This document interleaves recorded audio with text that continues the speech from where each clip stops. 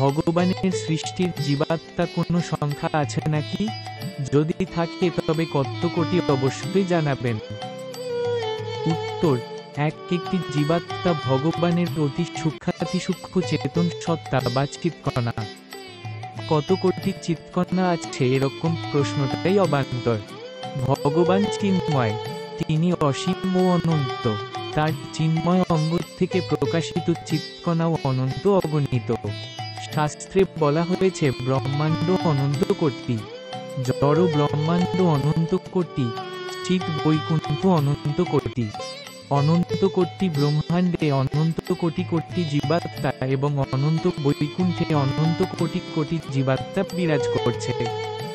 সূর্য থেকে উৎপন্ন সূর্যরশ্মিকণা যেমন গণনার বিষয় নয়, তেমনি ভগবান থেকে সৃষ্ট জীবাত্মার সংখ্যাও অগণনীয়।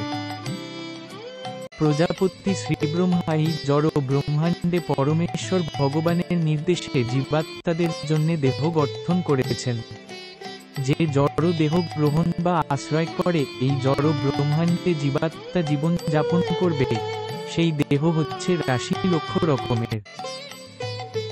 বিষ্ণু পুরাণে বলা হয়েছে, জলজায় নবলখানি স্থাবরা লক্ষ বিংশতি, ত্রিময় রুদ্র সংখ্যকা পক্ষিনাম 10 লক্ষণম, ত্রিংশল্পখানি পশব চতুর্খানি মানুষা।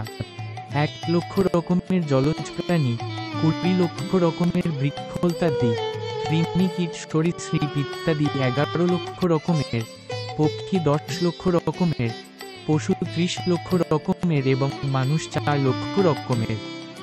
এইভাবে মোট 84 লক্ষ রকমের জীবজনী রয়েছে।